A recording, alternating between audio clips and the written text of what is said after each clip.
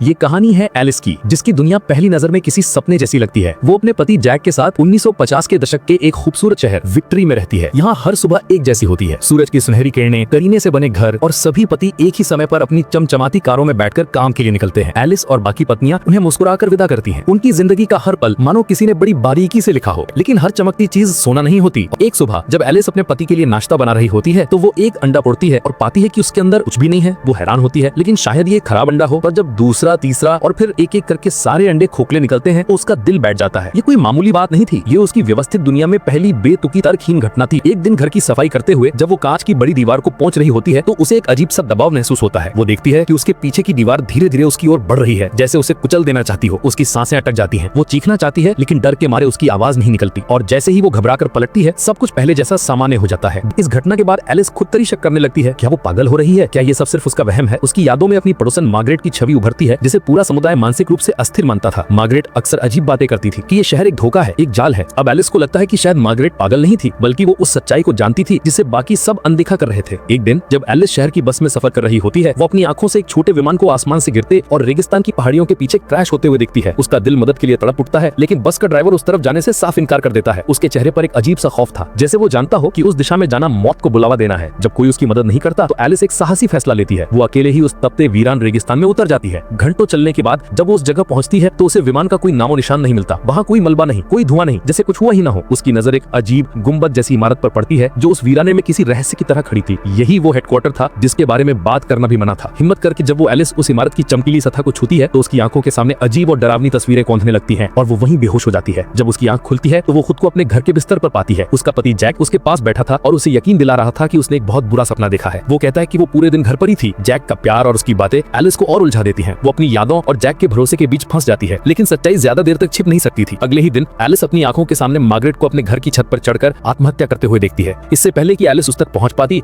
लाल suit में पहने कुछ रहस्यमयी लोग वहां पहुंचते हैं और मार्गरेट के शरीर को लेकर गायब हो जाते हैं। अब एलिस के लिए सब कुछ साफ हो जाता है। ये कोई सपना या वहम नहीं था, ये एक भयानक सच्चाई थी। उस रात जब वो जैक से इस बारे में बात करती है तो जैक का प्यारा भरा चेहरा गुस्से में बदल जाता है। वो उस पर चिल्लाता है, उसे चेतावनी देता है कि अगर उसने सवाल पूछना बंद नहीं किया तो वे अपनी ये परफेक्ट जिंदगी खो देंगे। अब एलिस समझ जाती है कि वो अकेली है, उसका पति भी इस साजिश का हिस्सा है। ये खूबसूरत शहर एक सोने का पिंजरा है और इसकी सच्चाई बाहर लाने की लड़ाई उसे अकेले ही लड़नी होगी, चाहे इसका अंजाम कुछ भी हो। उसकी आदर्श जिंदगी का सपना अब एक भयानक दुस्वप्न में बदल चुका है और अब जागने का समय आ गया था।